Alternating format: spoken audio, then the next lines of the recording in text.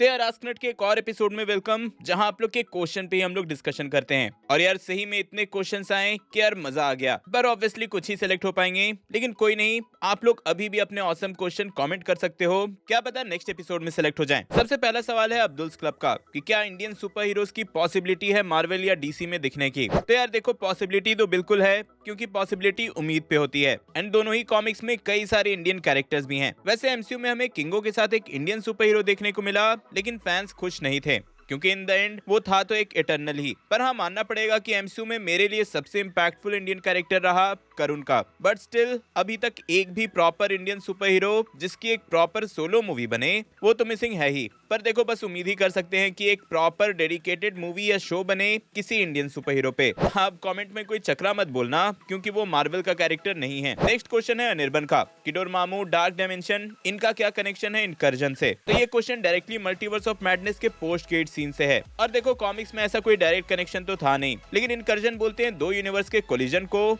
And क्लिया ने इसे detect किया होगा मे बी डार्क डायमेंशन में। कॉमिक्स में क्लिया डोरमामू की भांजी है, बट दोनों में बनता नहीं है। एंड सिंस इनकर्जन का रीजन डॉक्टर स्ट्रेंज था और सबको पता है कि उसने डोरमामू को एक बार ऑलरेडी हराया है, तो ऑब्वियस है कि कोई उसी की हेल्प मांगेगा। तो हाँ, एज ऑफ नो ऐसा कोई ऑफिशियल कनेक्शन तो है नहीं, बट इन फ्यूचर कुछ भी हो सकता है। मैं सजेस्ट करूंगा कि मेरा पोस्ट क्रेडिट सीन वाला एक्सप्लेनेशन वीडियो देख लेना, कुछ और डिटेल्स वहां भी मिल जाएंगे। नेक्स्ट क्वेश्चन है शुभम का कि ब्लैक एडम की इवेंट के टाइम जस्टिस लीग कहाँ थे एंड शज़ैम सुपरमैन एक दूसरे को कैसे जानते हैं। तो यार देखो, रियल वर्ल्ड आंसर दूं तो मूवी में सुपरमैन ही दिख गया, वो बहुत बड़ी बात है। ऑब्वियसली यहाँ एक्टर के कॉन्ट्रैक्ट से लेकर मूवी का बजट सब कुछ इम्पैक्ट होता है, इसलिए हर स्टोरी में जस्टिस लीग के सारे कैरेक्टर्स को तो घुसा नहीं सकते। और सोचो कितना अजीब लगेगा कि डीसी यूनिवर्स में कुछ भी हो, हर जगह जस्टिस लीग पहुंच जाए। और लॉजिक को साइड में रख के भी अगर ब्लैक एडम की स्टोरी के अकॉर्डिंग सोचोगे, तो ऐसा नहीं है कि वो लोग अवेयर नहीं है। बस ऐसा समझ लो कि सिंस यहाँ जस्टिस सोसाइटी वाले आ चुके हैं, तो वो लोग इन्वॉल्व नहीं हुए। ऑब्वियसली सुपर हीरोज के यूनिवर्स में हर जगह ऐसे सिचुएशन आते रहते हैं, एंड वो लोग अलग अलग लोकेशन पे फाइट करते रहते हैं। फॉर एग्जाम्पल पीस मेकर की सीरीज ले लो, वहां भी जस्टिस लीग पहुंचे थे, बस थोड़ा लेट से। तो हाँ, हर जगह हर सुपर हीरो नहीं पहुंच सकता, इसलिए तो इतने सारे सुपर हीरोज हैं। रही बात कि शज़ैम सुपरमैन को कैसे जानता है, तो यार उस मूवी में शज़ैम ने इतना मेजर काम किया था, तो ऑब्वियस है कि सब सुपर हीरोज को पहचान ही जाएंगे। अब जब ब्लैक एडम ने कांड किया था, तो उसके पीछे सुपरमैन पहुंच गए थे, तो जब शज़ैम ने अच्छा काम किया, तो उसके सपोर्ट में सुपरमैन क्यों नहीं आ सकता। ऐसे ही एक और क्वेश्चन क्षितिज ने पूछा है, जिसका सिमिलर आंसर है कि टिचाला के फ्यूनरल पे अवेंजर्स क्यों नहीं आए। और यार सही में जब से मूवी आई है, यही सेम क्वेश्चन कई लोगों ने पूछा। अब इसको भी लॉजिकली सोचो तो हर एक्टर्स के अपने कॉन्ट्रैक्ट होते हैं, मूवी का बजट होता है, तो सबको इंक्लूड करना पॉसिबल तो है नहीं। लेकिन फिर से लॉजिक हटाते हैं और स्टोरी वाइज सोचते हैं, तो भाई मुझे लगता है कि वकांडा अभी भी बहुत क्लोज है पूरे वर्ल्ड से अपने ट्रेडिशन को लेकर। इस तरह के फिनल को वो लोग आई गेस प्राइवेट रखना चाहते होंगे, जिसमें बस वकांडन्स रहें। मेरा गेस तो यही है। और यार अगर दूसरे वे में सोचोगे, तो अवेंजर्स में बचा ही कौन है। टोनी और नताशा मर चुके हैं, हल्क मोस्टली उस टाइम पे सकार पे होगा अपने बेटे के साथ, और गॉर के पीछे होगा, क्लिंट तो रिटायर हो चुका है, या फिर उसी सेम टाइम पे उसके सीरीज के इवेंट चल रहे होंगे। बाकी आ सकता था, पर शायद उसका हाथ नेबुला लेके गई है, एंड कैप्टन अमेरिका तो चांद पे है। अबे चांद पे है मैं। फिर नताशा के नाम के पीछे छुपकर किसी लड़के ने पूछा है कि थैनोस ने स्नैप करने पे अपनी बेटी को देखा, टोनी ने भी अपनी बेटी को देखा, तो हल्क ने किसको देखा। और यार मैंने रिसेंटली अपने शॉर्ट चैनल पे इसका आंसर दिया था।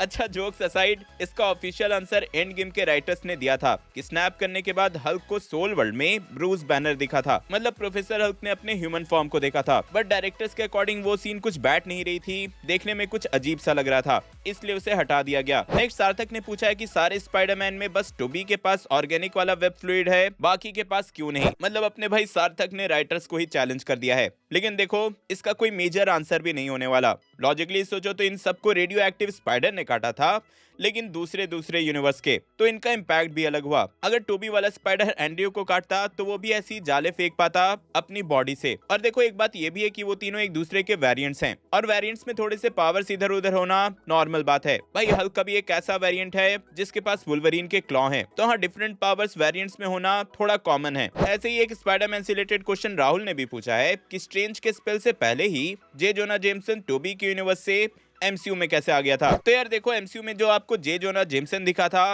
वो टोबी के यूनिवर्स का नहीं था, बल्कि वो एमसीयू का ही जे जोना जेमसन था। ये उसका वेरिएंट है भाई। जैसे वहाँ टोबी का स्पाइडरमैन एग्जिस्ट करता है और यहाँ टॉम हॉलैंड का स्पाइडरमैन, वैसे ही वहाँ भी जे जोना जेमसन एग्जिस्ट करता है और यहाँ भी। और लोकी में क्लियरली स्टैब्लिश कर दिया गया था कि कुछ वेरिएंट्स दिखने में एक से रहते हैं और कुछ वेरिएंट्स बिल्कुल अलग। तो आई गेस सब क्लियर हो गया होगा कि यार दोनों ही अलग अलग वेरिएंट्स हैं। यहीं पर बेस्ट क्लिप्स ऑफ मूवीज ने पूछा है कि क्लार्क केंट ही सुपरमैन है, ये सब क्यों नहीं पहचान लेते, वो बस एक चश्मा ही तो पहनता है। और यार इसका भी आंसर मैंने एक शॉर्ट वीडियो में बनाकर 1 साल पहले ही दे दिया था। चलो मैं यहाँ वही प्ले कर देता हूँ। अब सुपरमैन को लेकर सब सोचते हैं कि आखिर उसके चश्मे में ऐसा क्या है कि भाई जब वो इसे पहन ले तो उसको कोई पहचानता ही नहीं। वेल सरप्राइज सरप्राइज, इसका भी एक्सप्लेनेशन दिया गया है।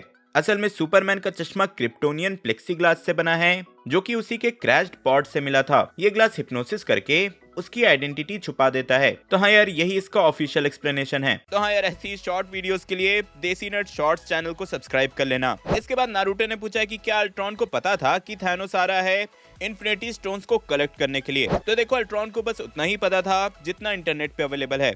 हाँ, वो हैकिंग भी कर सकता है, तो मोस्टली उसको सबके प्राइवेट डिटेल्स भी पता होंगे। तो अनलेस एंड अनटिल थैनोस ने इंटरनेट पर आकर किसी को चैट में अपने प्लान के बारे में नहीं बताया होगा, तो उसको ये बात पता नहीं होगी। And I don't think so कि थैनोस सोशल मीडिया यूज करता है। तो हाँ, अल्ट्रॉन को थैनोस के आने की खबर हो ही नहीं सकती, पर हाँ थैनोस को फॉर श्योर अल्ट्रॉन के बारे में पता होगा। फिर हर्षित ने पूछा कि क्या ब्लिप से टैलोकान्स पे इम्पैक्ट हुआ होगा या नहीं। आंसर इज यस, हुआ था। जब थैनोस ने स्नैप किया होगा तो टैलोकान के भी कई लोग धूल बन गए होंगे या फिर कीचड़ बन गए होंगे, क्योंकि वो पानी में थे। एंड जब हल्क ने स्नैप किया होगा तभी टैलोकान्स के कई लोग वापस आए होंगे। थैनोस ने खुद क्लियरली स्टैब्लिश कर दिया था कि इस यूनिवर्स के पूरे लाइफ फॉर्म पे स्नैप का असर होगा, मतलब 50% लोग मारे जाएंगे। एंड ऑब्वियसली वकांडा की तरह टैलोकान भी इसी यूनिवर्स में है। इन द एंड चंदन ने थोड़ा हटकर पूछा है similarities and difference between compound V and super soldier serum. अब जिनको नहीं पता कि कंपाउंड वी क्या है, तो यार द बॉयज देखो, बवाल चीज है। तो देखो, compound V and super soldier serum में कॉमन ये होगा कि दोनों ही अपने यूजर को पावर देते हैं,